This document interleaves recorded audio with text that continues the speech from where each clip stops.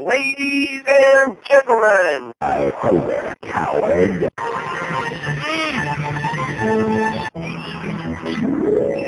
You are now listening to Retro Radio.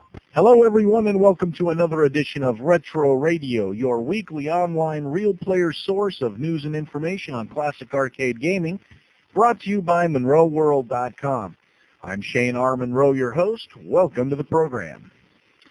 If you're here expecting to hear the cool interview, it isn't here yet. Since I have let one cat out of the bag already on Insert Coins news area, I can divulge it here as well. One of the two killer interviews I have been pursuing, which have been promised when time permits, is one with the president of Digital Leisure, makers of the new DVD and Windows 95 re-releases of Dragon's Lair and Space Ace. This company, formerly known as ReadySoft, offers gamers something we've never had before: 100% perfect recreations of these classic Laserdisc games. They've been working closely with other Laserdisc game copyright owners to bring us other games too, like the much-awaited Cliffhanger and Thayer's Quest. He's worked closely with the original Don Bluth team, and the company plans on adding interviews and other goodies to future releases, so we have that to look forward to in the future. However, until he gets free time to do the interview, I'm afraid I'm going to have to look for something else to do. In the meantime, let's update with RetroCade. Beta 1 of version 1.1 is not out yet, but anticipated this weekend with a few new games, including Dig Dug, Galaga, Power Drive, and others. Most of the 1.0 release bugs have been squished, and they're planning on adding the video game history pack file to this release, allowing the user not only to play the games, but learn about their origins and trivia as well. I, for one, am looking very forward to this. Other goodies like the Riva 128 video card bug, the Discs of Tron Level 7 bug have been fixed, scanline support, and some other goodies. It's already looking like a cool recent release, and I haven't even seen it yet. For those of you who may have missed it, there is a nude Retro Babe patch to allow you to see RetroCade's Retro Babe in, shall we say, all of her glory. Our bud Tim over at arcadeathome.com has created the patch, so nip over to his site and download it if this is something that interests you. Hey, don't blame me, I'm just a messenger. There's always the no splash screen option for those of you who don't even want to see a fully clothed woman, nipples or not. Nipples or not. Now to update with Mame, which is now version 0.34 Beta 4. And I must say these guys are doing great things for us. First off, is Beta 4, quote, worth it? I've been hanging out on IRC quite a bit lately, and let's just say that the excitement over Mame releases should be considered rather non-existent these days. However, those of you who, like me, are discussing with Neo Geo Game Editions will be very happy with this release. Not so much for games that it added, but the games that it fixed in various ways. More on that later. Let's run down some of the new games first. Most talked about is Arm Wrestling, a Nintendo game running on Super Punch-Out hardware that pits you against many opponents you may recognize from Punch-Out and Super Punch-Out.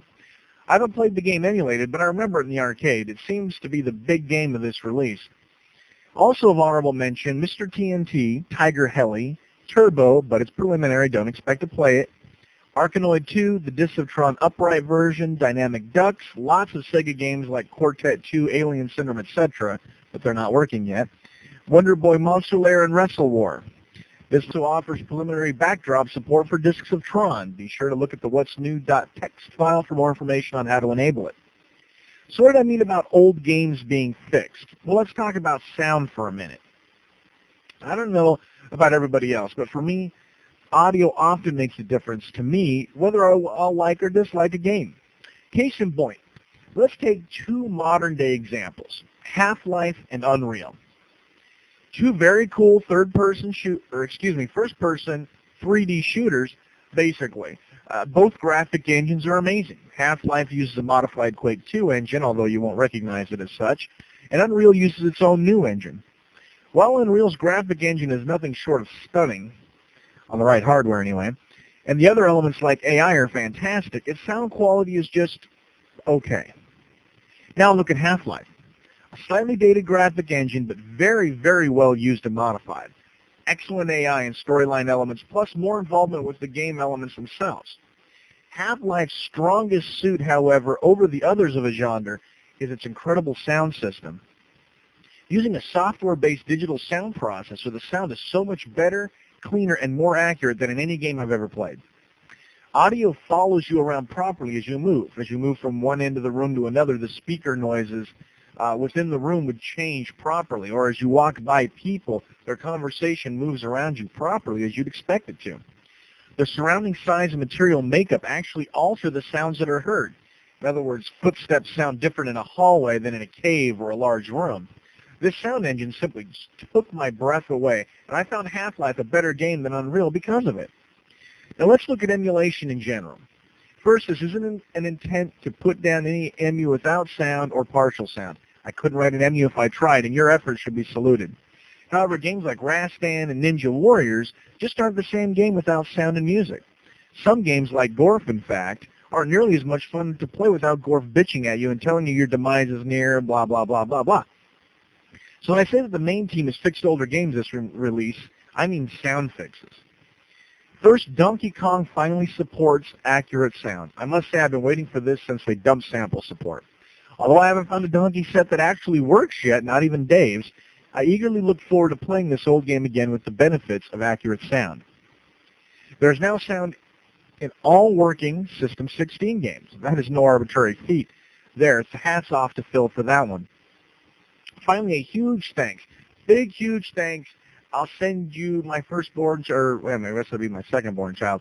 A huge thanks to Frank and Kevin for getting the Astrocade sound chip emulated. We now have sound in Gorf and Wizard of War. Yes, thank God for that. Gorf is simply a different game with its sound effects intact. Frankly, this is my absolute favorite part of this release. Screw arm wrestling, give me sound in Gorf any day. Also of note, a few more high-score save routines are in place, and Blasto and Discs of Tron, of course, have been fixed. There are many other additions and changes, too. It is worth looking over the README and what's new.txt file, as it always is. Now for my feature of the week, how to get started collecting arcade games. One of the most asked questions I get is, how do I start collecting my own arcade games? Well, there are many facts on the internet about how to go about getting started. However, these always seem to point to resources that make reference to things that poor secluded folks like me don't have access to, like auctions and large warehouses. How do folks in non-metropolitan areas, or those of us not living in Jersey, New York, or Pennsylvania, get games? Let me relay to you how I got started. First of all, I was a very jealous individual. Most of my friends in IRC already had video games. Me living in BFE, Washington, didn't figure I could ever score a game without a major road trip. It was actually a complete accident that I ended up with my first game, Gauntlet 2. I was trying to build an arcade controller for my PC. Couldn't afford a V-Stick, don't have $80, so I decided to get a gutted control panel and go to work. Well, I looked up coin-op vendors in the Yellow Pages and only found one guy in the area. So I contacted him directly. The facts all warn that operators don't usually like private collectors, so I was hesitant. But nothing could be further from the truth. He was very nice, so I could come up and pick through his stuff and see if there was anything I wanted. Well, things got busy and I never made it up. I called a few weeks later and we got to talking about arcade gaming. I asked him how many games he had on his route, etc. We got around to talking about older machines he might consider selling. He mentioned he had a Gauntlet machine, at this time I assumed an original Gauntlet, up at a campground he wasn't likely to make $200 over the summer with, and he would gladly sell it for that much. I got some condition information and it sounded like a good deal.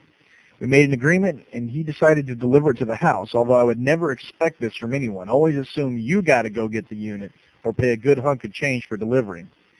When it arrived, I noticed that the first thing I noticed was that the game slots were labeled red player, yellow player, blue player, green player. I was thinking to myself, I don't remember Gauntlet letting you be able to choose what player you wanted to be. You were already set. And then it dawned on me, I looked up at the marquee, and lo and behold, it's a Gauntlet 2. I can't begin to explain in words, and I know anybody who owns an arcade game or multiple arcade games could agree with me. There is nothing to match the feeling of seeing the first arcade game sitting in your house. Moving it through the doors, I had to take all the hinges off the doors. I cut my hand open. I practically dropped the thing. These things are heavy, by the way. They look light, but they're not. They're very, very heavy. Moved it into the house. I fired it up, and to hear the Gauntlet attract music and all that stuff, to play in the sound test and all that other stuff, you can't begin to imagine until you're actually there. So anyway, once I got it all up and running, of course I played it to death. I probably played it all day and all night. And the one thing that I did notice that the screen was kind of greenish, as it ended up turning out the blue component in the monitor was bad, and it turned out to be just a cracked PCB, and a quick solder jumper workaround got things taken care of. So it actually turned out to be pretty damn cool. Now, how I acquired my second game, Super Sprint, was an entirely different thing altogether. This was actually free. It turned out that as I was talking about Gauntlet to my coworkers, one of them said that her ex-husband was actually a video game collector himself. This was very exciting. As it turned out, I went to school with him, although we weren't friends or even acquaintances really in school. I knew who he was, he knew who I was, and we started talking shop. And at that point in time, after spending 2 bills on Gauntlet, I really didn't have any free spending money. So I told him, I said, hey, you ever get anything extra, control panels, boards, anything that you don't want or you can get rid of at a good price, you let me know. I'd be happy to take them off your hands for you. So one day he calls me and says, so, do you like free stuff? And I said, are you kidding me? Is a bullfrog's ass watertight? You know I love free stuff. He says, well, I got a Super Sprint machine up here. Somebody broke into it, tore off 2 of the wheels. I disassembled it, brought and dropped it off. I'm not going to have time to work on it. If you want it, it's yours for free. Just come get it. Needless to say, I was up there that afternoon. It was a disassembled mess. I borrowed a truck. It was ugly. It was another one of those Gauntlet things where it was ugly to get it home, ugly to get it set up and get it reassembled because it was basically broken down to parade rest, if you know what that means. So I brought it all up. I was surprised to find out that it ran. Now, of course, I had to work the optical PCBs on the wheels and numerous other things. You can read about that on InsertCoin's webpage, what I had to do to restore it. But that was a good example of how to get it for free. Now, later on, I talked to the same guy again. We were chatting about how Super Sprint was coming along and whatnot, and he said that he had a Zybots machine in really good shape that was sitting at some combination arcade, bowling alley, espresso, blah, blah, blah type place, and really wasn't turning any bucks, and he said that they had the sound disconnected, but everything else was in great shape. If I wanted it, maybe we could trade me doing a little web page design for him in exchange for the unit. Well, being a big fan of barter anyway, I said great. So I got the truck and went over and got it. Now Zybots is tall. I mean, it's a good foot taller than Gauntlet probably was, and although it was really thin and easy to get in the doors, I'd come to find out that the sound PCB had something wrong with it. Although the sound CPU checked out and everything else seemed okay, I just couldn't get sound out of the thing. And as per talking about it earlier in the show, without having sound, I was kind of lack to play it. So I went ahead and kind of shelved it for a while until I met Mike here, who's doing the transcriptions for us.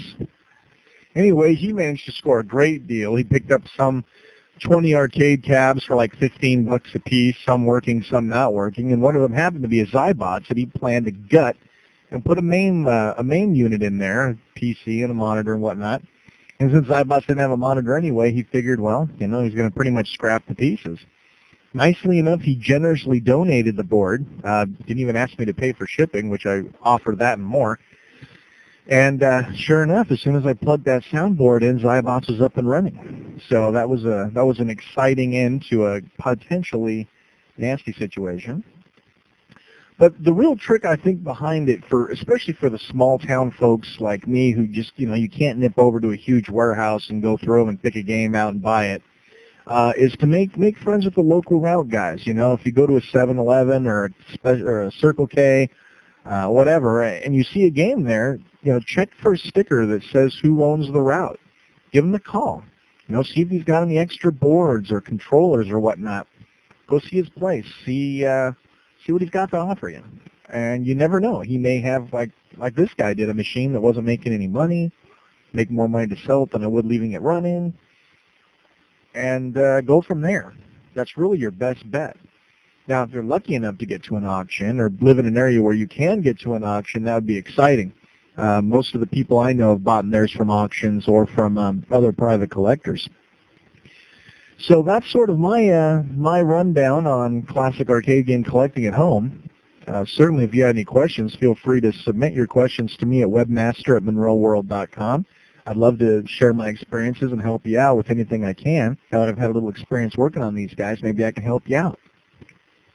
Well, folks, it looks like we're about ready to reach our limit this week on Retro Radio. I appreciate you stopping by and hope you stop by again. Until next week when we bring you all the latest and greatest news, keep it retro.